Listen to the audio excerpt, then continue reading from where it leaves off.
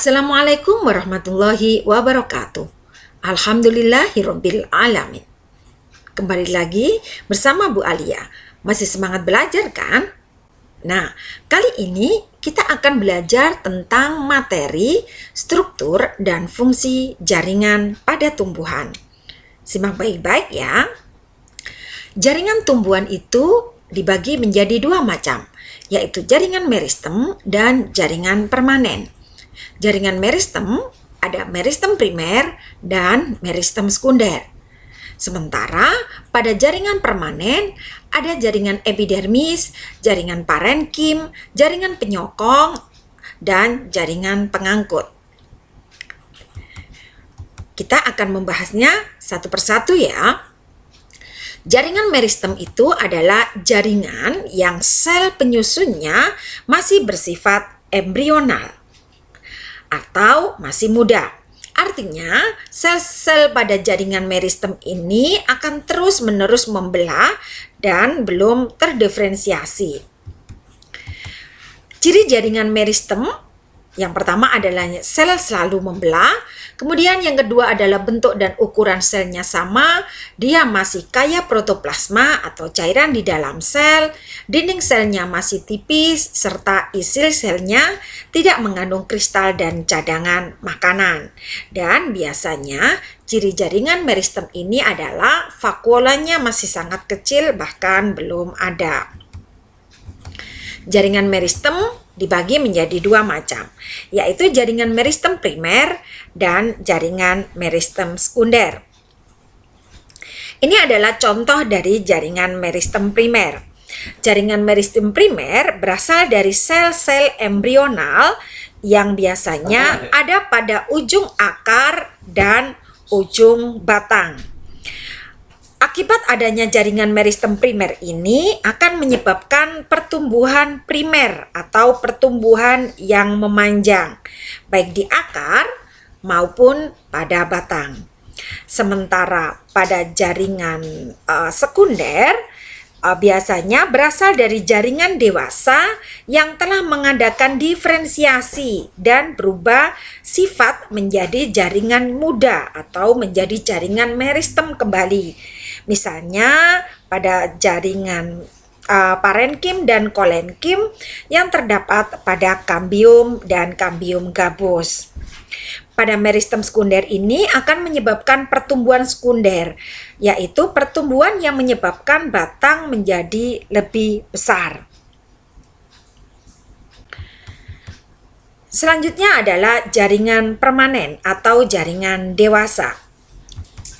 Jaringan dewasa atau jaringan permanen adalah jaringan yang terbentuk dari hasil diferensiasi dan spesialisasi dari sel-sel hasil pembelahan jaringan meristem. Contoh dari jaringan primer, jaringan permanen atau jaringan dewasa, ciri khasnya adalah yang pertama, telah mengalami diferensiasi atau perubahan bentuk, kemudian pada umumnya tidak membelah lagi karena dia merupakan jaringan yang sudah dewasa, bentuknya permanen, rongga selnya besar, dinding selnya juga sudah mengalami penebalan. Contoh jaringan permanen yang pertama adalah jaringan epidermis. Pada jaringan epidermis ini merupakan jaringan yang menutupi permukaan tumbuhan. Namanya juga epi. Epi itu luar, dermis itu kulit. Berarti dia fungsinya sebagai pelindung jaringan di bawahnya. Dia tersusun berlapis tunggal dan susunannya rapat. Tidak memiliki klorofil kecuali pada sel penjaga pada stomata. Kemudian modifikasinya sesuai dengan letak dan fungsinya. Misalnya bisa menjadi stomata pada lentisel, pada daun, kemudian pada sel penjaga di daun, atau juga pada lentisel di batang. Kemudian bisa juga menjadi duri semu, misalnya pada mawar. Kemudian juga mampu membentuk kutikula trichom, dan sebagainya. Ini adalah jaringan epidermis. Jaringan selanjutnya adalah jaringan parenkim. Nama lain dari jaringan parenkim ini adalah jaringan dasar. Terdapat di akar, batang, daun, buah dengan vakuola yang sangat banyak. Karena jaringan parenkim ini jaringan dewasa, maka dia juga memiliki ruang antar sel. Dan fungsi dari jaringan parenkim ini mampu menyimpan cadangan makanan, udara, air, dan sebagainya. Pada sel parenkim yang mengandung klorofil biasanya dikenal dengan klorenkim. Contohnya pada gambar berikut. Pada gambar ini ada jaringan palisade dan jaringan sponsa pada daun. Jaringan palisade dan sponsa pada daun ini dikenal dengan mesofil. Ini adalah contoh dari jaringan parenkim yang mengandung klorofil atau klorenkim. Karena jaringan palisade dan jaringan sponsa ini bisa digunakan sebagai tempat terjadinya peristiwa fotosintesis. Kemudian pada batang juga banyak digunakan sebagai tempat penyimpangan cadangan makanan. Ini contoh dari jaringan parenkim. Jaringan selanjutnya adalah jaringan penyokong atau penguat. Jaringan penguat nama lainnya adalah stereon yang fungsinya untuk menguatkan bagian tubuh tumbuhan. Terdiri dari kolenkim dan sklerenkim. Oke. Jaringan penyokong itu yang disebut kolenkim itu jika tersusun atas sel yang masih hidup.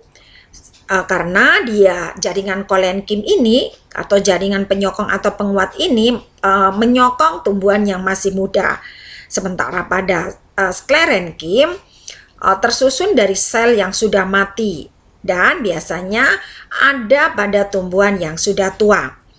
Kemudian pada jaringan kolenkim terjadi penebalan di bagian sudut pada dinding sel, sementara pada jaringan sklerenkim ini selnya yang menebal itu adalah di seluruh bagian dinding sel.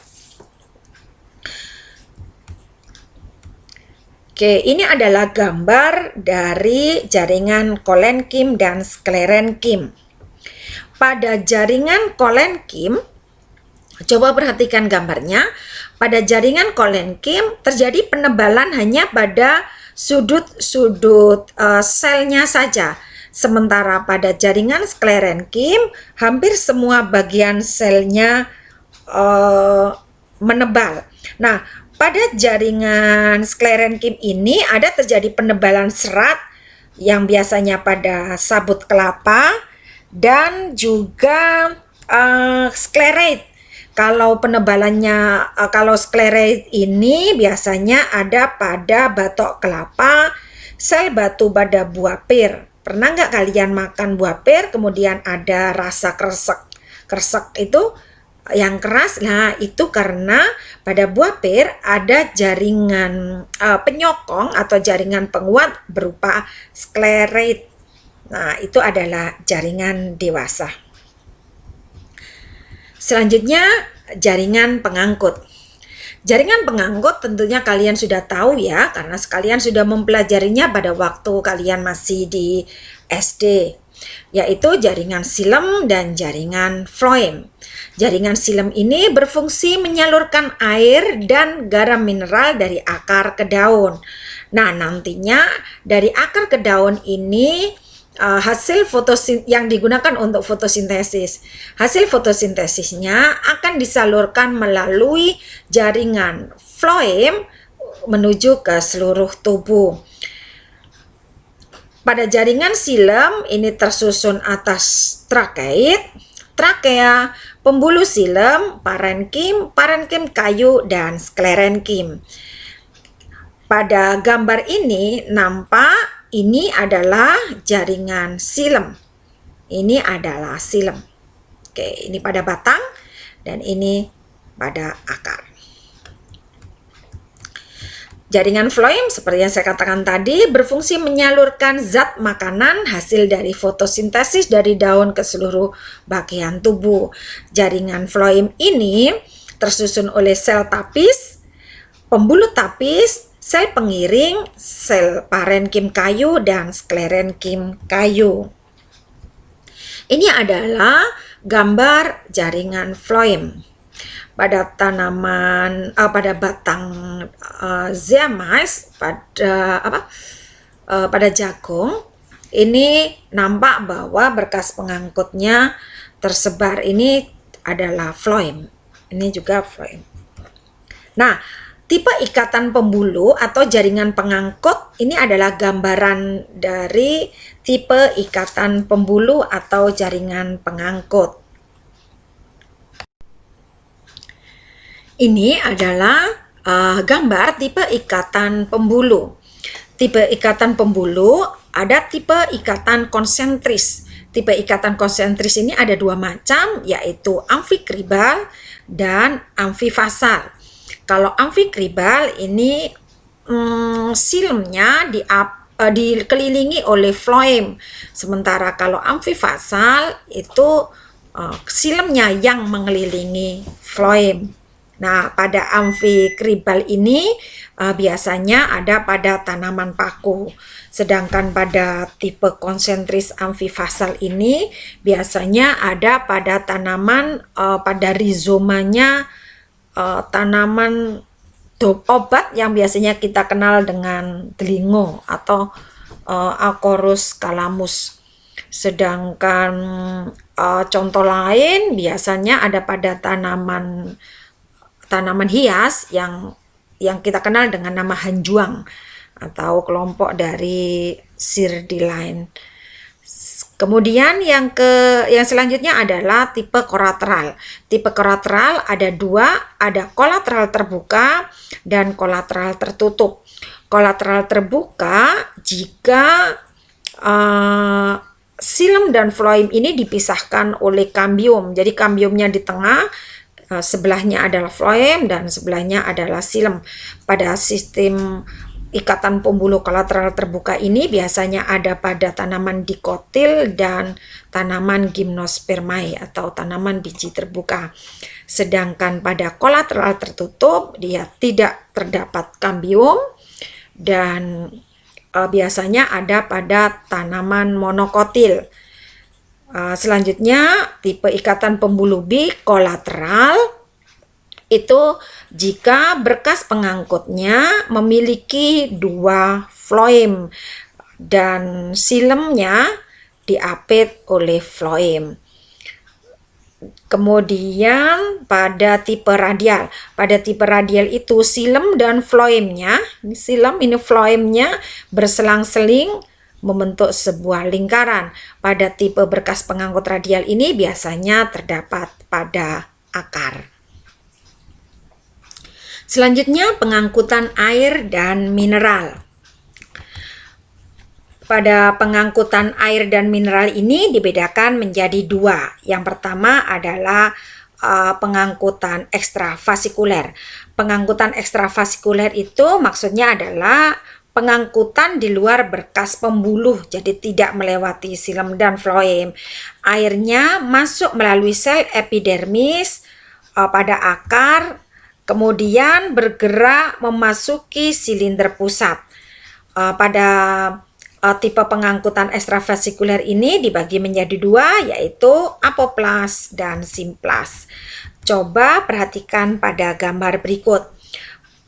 Yang biru, yang ada garis biru ini menunjukkan tipe pengangkutan yang simplas.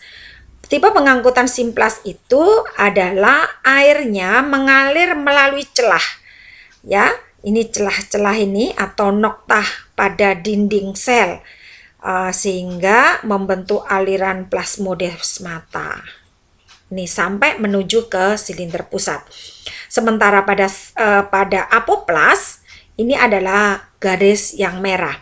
Pada garis yang merah ini air mengalir melalui ruang antar sel.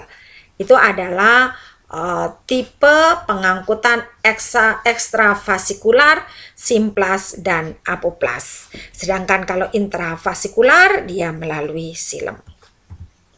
Ini adalah gambaran bagaimana proses pengangkutan simplas dan apoplas yang terdapat pada akar. Baik, kita lanjutkan tentang pembahasan pada organ tumbuhan. Kita tahu bahwa organ tumbuhan itu ada akar, batang, dan daun. Itu adalah organ utama pada tumbuhan. Sementara bunga ini adalah hasil modifikasi dari organ utama pada tumbuhan, yaitu daun. Kita bahas yang pertama, organ tumbuhan akar. Tentunya kita tahu bahwa akar itu berfungsi menambatkan tumbuhan atau membuat tumbuhan menjadi lebih tegak.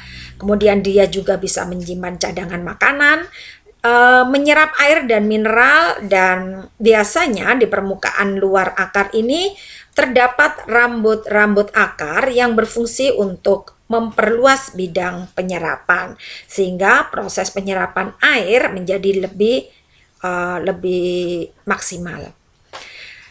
Oke, ini adalah penampang membujurnya pada akar. Akan tampak semacam ini. Selanjutnya, kalau ini adalah irisan melintang pada akar. Seperti yang saya jelaskan tadi, bahwa pada akar tipe berkas pengangkutnya adalah radial, karena antara silem, ini silem yang di dalam, kemudian ini floem, ini berselang-seling. Jadi ini silem, floem, silem, floem, silem, floem. Kalau gambar skemanya akan semacam ini floem, dalamnya silem. Lah, bentukan tipe yang semacam ini adalah tipe radial. Oke, selanjutnya adalah batang.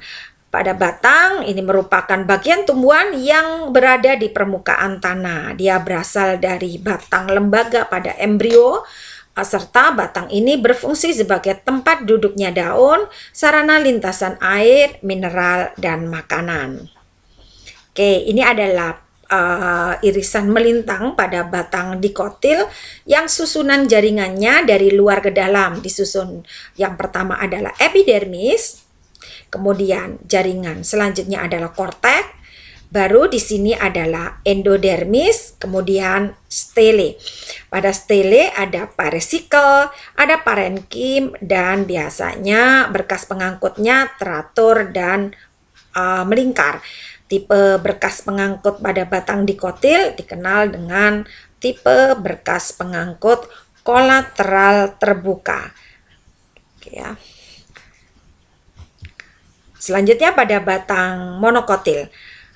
Ini adalah gambaran irisan melintang batang monokotil. Susunan dari luar ke dalamnya pada selnya adalah tersusun dari jaringan epidermis, kemudian masuk ke dalam adalah hipodermis atau korteks, kemudian stele. Tanpa ada silem, ya. Kemudian pada stelenya ini tentunya ada parenkim, dan ingat pada batang monokotil berkas pengangkutnya tersebar dan tidak teratur, sehingga dia dikenal dengan tipe berkas pengangkut kolateral tertutup.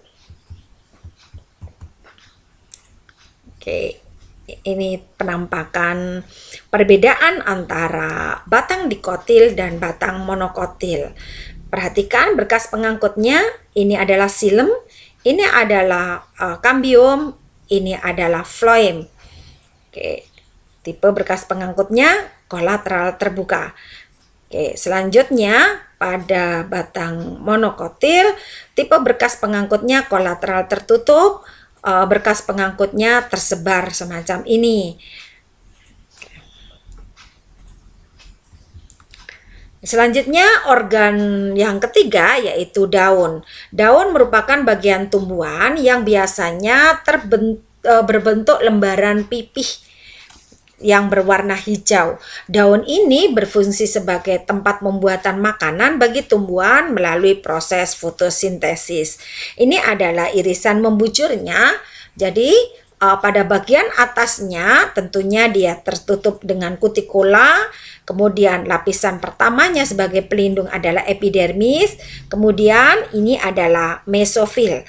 Pada bagian mesofil terdiri dari jaringan palisade dan jaringan sponsa atau jaringan bunga karang. Pada mesofil juga tentunya ada berkas pengangkut yaitu xilem dan floem. Kemudian ditutup pada bagian yang bawah ini adalah epidermis, dan pada bagian epidermis bawah biasanya terdapat stomata. Pada jaringan palisade dan sponsa inilah tempat terjadinya fotosintesis, karena pada jaringan ini terdapat klorofil. Ini adalah struktur anatomi daun. Selanjutnya adalah bunga. Bunga merupakan modifikasi dari daun.